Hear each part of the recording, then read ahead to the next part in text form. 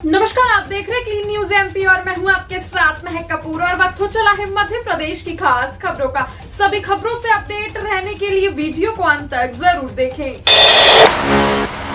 Madhya Pradesh rail यात्रियों के लिए अच्छी खबर, इन ट्रेनों के लगे एक्स्ट्रा कोच 7 मार्च को आएगी भारत दर्शन ट्रेन।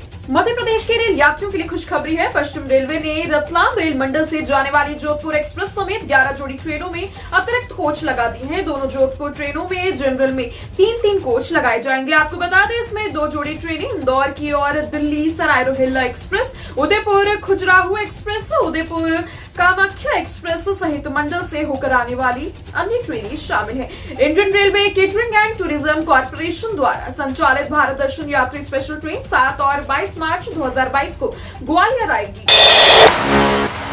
भारतीय छात्रों को मिला महाराष्ट्र का साथ, सुरक्षा का दिलाया भरोसा। केंद्रीय नागरिक और उड्डयन मंत्री ज्योतिरादित्य सिंधिया ऑपरेशन गंगा के तहत रोमानिया पहुंच गए हैं। वहां उन्होंने भारतीय छात्रों से मुलाकात की और उन्हें प्रधानमंत्री नरेंद्र मोदी और देश की तरफ से पूरी सुरक्षा का भरोसा दिलाया। आपको बता दें, सिंधिया ने छात्रों से काफी देर तक बात भी की और उन्हें हौसला बढ़ाया। प्रधानमंत्री नरेंद्र मोदी के निर्देश पर अलग अलग देशों में गए 4 केंद्रीय मंत्रियों से भी ज्योतिरादित्य सिंधिया रोमानिया पहुंच गए हैं। इतना ही नहीं, सिंधिया ने बुखारेस्ट में फंसे हुए भारतीय छात्र छात्राओं से बातचीत की और उनके हौसला अफजाई करते हुए कहा कि प्रधानमंत्री नरेंद्र मोदी के नेतृत्व में पूरा देश उनके साथ खड़ा है।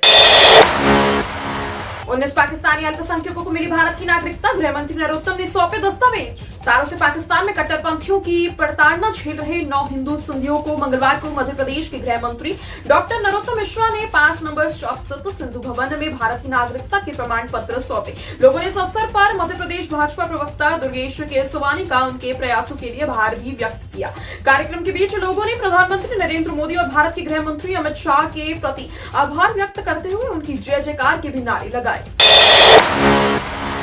जिलों के लिए तैयार हुआ रोड मैप, किसानों को मिलेगा लाभ, सरकार देगी अनुदान राशि। मध्य प्रदेश के किसानों को अनुदान राशि उपलब्ध करवाई जाएगी। इसके लिए वन मंत्री विजय शाह ने बड़ी घोषणा की है। आपको बता दें, वहीं 3 जिलों के लिए 5 साल के रूप में तैयार कर लिया गया है। इसकी जानकारी देते हुए मंत्री विजय शाह ने कहा कि प्रदेश में बांस क्षेत्र के समग्र विकास के लिए बांस मिशन का आयोजन किया जाएगा। यह मिशन हरदा, देवास और रीवा में 5 साल के लिए तैयार किया जाएगा। इतना ही नहीं, वन मंत्री ने कहा कि 1 जिला 1 उत्पाद योजना में इन तीनों जिलों के लिए कार्यशैली तैयार की गई है। सैनिक स्कूलों में निकली भर्ती, 92,000 सैलरी, जाने आयु पात्रता। युवाओं के लिए सरकारी नौकरी पाने का सुनहरा मौका है। सैनिक स्कूल अंबिकापुर ने विभिन्न पदों पर भर्ती निकाली है। जी हां, इसके तहत क्वार्टर मास्टर और अपर डिवीजन क्लर्क के पद पर नियुक्ति की जाएगी। इच्छुक उम्मीदवार 19 मार्च 2022 तक आवेदन जमा कर सकते हैं। उम्मीदवारों को ऑफलाइन मोड में आवेदन करना होगा। इतना ही नहीं, अधिक जानकारी के लिए आधिकारिक अधिसूचना भी देख सकते हैं। योग्य उम्मीदवार सैनिक स्कूल अंबिकापुर की आधिकारिक वेबसाइट यानी सैनिक स्कूल अंबिकापुर.org.in पर जाकर ऑनलाइन आवेदन कर सकते हैं।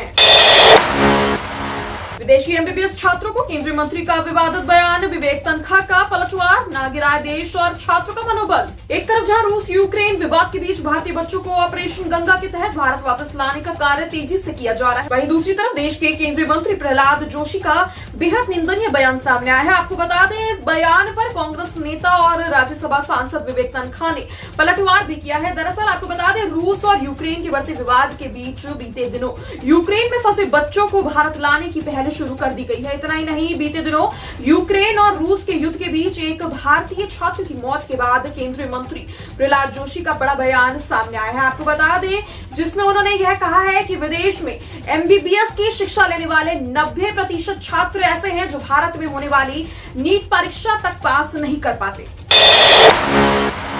नौकरी छोड़ शुरू करे कारोबार, हर महीने 2 लाख तक की कमाई, सरकार भी करेगी मदद।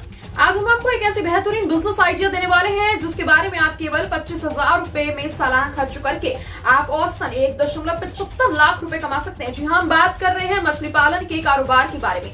बता दें कि वर्तमान में किसान सब्जी के अलावा मछली पालन भी ध्यान दे रहे हैं। जी हाँ, सरकार भी मछली पालन के व्यवसाय को बढ़ावा दे रही है। अगर आप भी मछली पालन के व्यवसाय में हैं या फिर इससे जुड़ी कोई भी चीज शुरू करना चाह रहे हैं तो इसकी आधुनिक तकनीक आपको बम्पर मुनाफा करवा सकती है।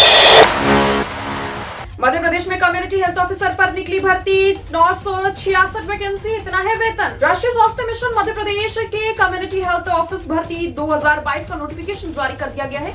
यहाँ 900 से ज्यादा रिक्तियों को भरने के लिए ऑनलाइन आवेदन मांगे गए हैं। इच्छुक और योग्य उम्मीदवार SAMS NHM की आधिकारिक वेबसाइट sams.co.in के माध्यम से ऑनलाइन आवेदन कर सकते हैं। उम्मीदवारों की भर्ती लोक स्वास्थ्य और परिवार कल्याण विभाग मध्य प्रदेश सरकार के तहत की जाएगी। आपको बता दें, मध्य प्रदेश में मेडिकल फील्ड में नौकरी तलाश रहे उम्मीदवारों के लिए आवेदन करने का सुनहरा मौका है।